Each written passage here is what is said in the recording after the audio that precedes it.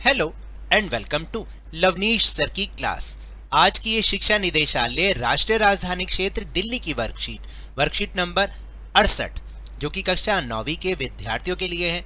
यह ली गई है सामाजिक विज्ञान के भूगोल विषय से और आज इसमें हम फिर से एक बार पाठ नंबर 5 प्राकृतिक वनस्पति तथा वन्य प्राणी को जारी रख रहे हैं। तो चलिए बिना समय गवाए शुरुआत करते हैं मेरे साथ और समझने की कोशिश करते हैं।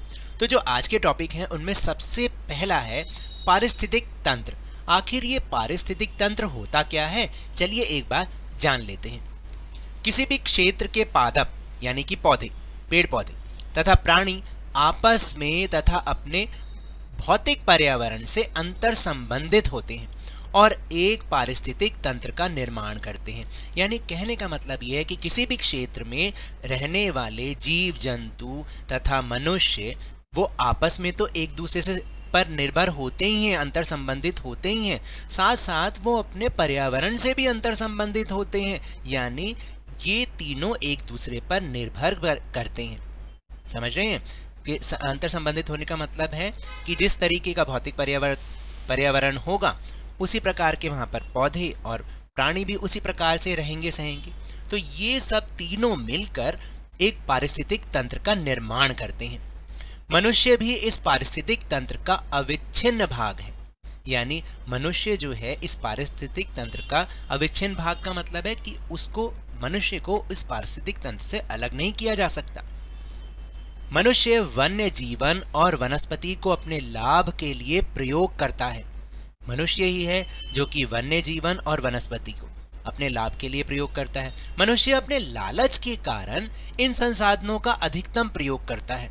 देखिए दिन प्रतिदिन मनुष्य का लालच बढ़ता जाता है और वो इन संसाधनों का अंधाधुंध उपयोग करना शुरू कर देता है।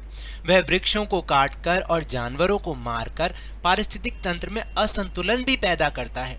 परिणाम स्वरूप कुछ प्रजातियों के विलुप्त होने का भय होने लग जाता है। जैसे आप देखेंगे कि बहुत सारे जीव जंतु ऐसे हैं जिनकी कुछ प्रजातियां तो ऐसी हैं जो कि अब लुप्त होने के कगार पर हैं। और ये सब किसके कारण है? ये मनुष्य के लालच के कारण है। चलिए अब हम अगला जो टॉपिक है उसके बारे में बात करते हैं। ये टॉपिक है जीवोम। जीवोम क्या होता है? धरातल पर एक विशिष्ट प्रकार की वनस्पति या प्राणी जीवन वाले विशाल पारिस्थितिक तंत्र को जीवोम कहते हैं। याद रखिएगा, एक विशिष्ट प्रकार की वनस्पति या प्राणी जीवन वाले विशाल पारिस्थितिक तंत्र को हम जीवोम कहते हैं। प्रत्येक प्रजाति का पारिस्थितिक तंत्र में योगदान है। देखिए जो हमारा इको बैलेंस है ना, इकोसिस्टम है, पारिस्थितिक तंत्र, हर एक प्रजाति का इसमें योगदान है। इसलिए उनका संरक्षण करना बहुत जरूरी है, अनिवार्य है।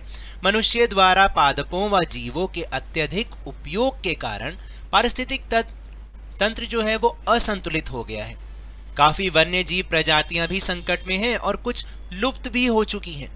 पारिस्थितिक तंत्र के असंतुलन का मुख्य कारण क्या है? देखिए, लालची व्यापारियों का अपने व्यवसाय के लिए अत्यधिक शिकार करना।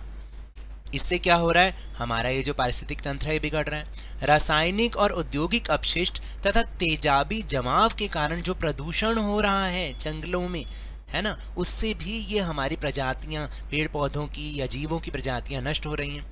फिर विदेशी प्रजातियों का प्रवेश, जो हमारे यहाँ की स्थानिक प्रजातियां हैं उनके स्थान पर जब विदेशी प्रजातियां आ रही हैं तो धीरे धीरे हमारी जो स्थानिक प्रजातियां वो लुप्त हो रही हैं।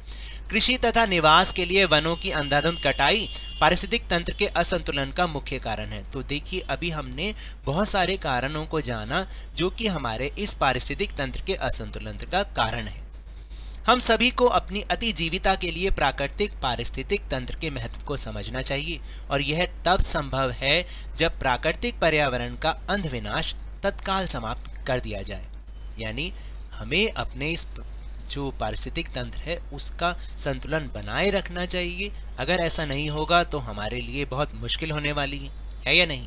तो चलिए अब हम चल रहे हैं अपने प्रश्नोत्तर की ओर। तो पहला प्रश्न है कि पारिस्थितिक तंत्र से आप क्या समझते हैं? चलिए इसका उत्तर हम एक बार देख लेते हैं। तो बहुत आसान है, ये है आपका उत्तर नंबर 1। आपको यहाँ से लिखना है, मैं मार्क करवा रहा हूँ, आप इसको अपनी नोटबुक में लिखिएगा कि किसी भी क्षेत्र के पादप तथा प्राणी आपस में तथा अपने भौतिक पर्यावरण से अंतर संबंधित होते हैं और एक पारिस्थितिक तंत्र का निर्माण करते हैं। यहाँ तक आपको लिखना है। चलिए अब प्रश्न नंबर 2 देख लेते हैं।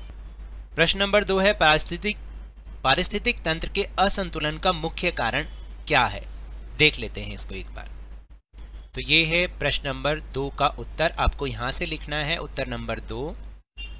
पारिस्थितिक तंत्र के असंतुलन का मुख्य कारण लालची व्यापारियों का अपने व्यवसाय के लिए अत्यधिक शिकार करना, रासायनिक और औद्योगिक अपशिष्ट और तेजाबी जमाव के कारण प्रदूषण। तीसरे नंबर पे लिखना है विदेशी प्रजातियों का प्रवेश, और चौथे पे लिखना है कृषि तथा निवास के लिए वनों की अंधाधुंध कटाई।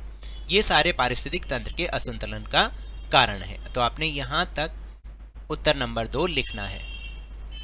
फिर तीसरा प्रश्न है कि जीवोम किसे कहते हैं, चलिए देख लेते हैं। तो ये है आपका उत्तर नंबर 3 जीवोम।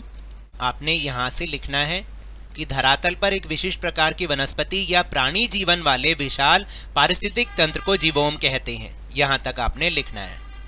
और फिर आखिरी प्रश्न है पारिस्थितिक तंत्र के संतुलन के लिए मनुष्य जाति को क्या प्रयास करने चाहिए, संक्षेप में बताइए। चलिए इसका उत्तर देखते हैं। तो देखिए ये है इसका उत्तर। आपने लिखना है पारिस्थितिक तंत्र के संतुलन के लिए मनुष्य जाति को निम्नलिखित प्रयास करने चाहिए। पहला, शिकार पर रोक लगानी चाहिए। दूसरा, रासायनिक और औद्योगिक अपशिष्ट के कारण जो प्रदूषण होता है उस पर नियंत्रण करना चाहिए।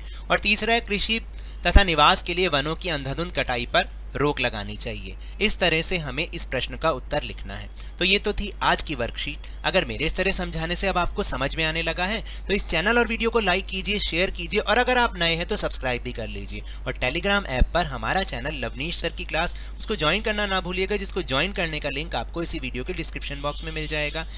लेकिन ये भी याद रखिएगा, घर से बाहर निकलते समय मास्क अवश्य लगाएं, और जब भी आपकी बारी आए कोरोना का टीकाकरण जरूर करवा लें, क्योंकि कोरोना को हराना है और जिंदगी को एक बार फिर से सुहाना बनाना है। इसी उम्मीद के साथ बहुत बहुत धन्यवाद।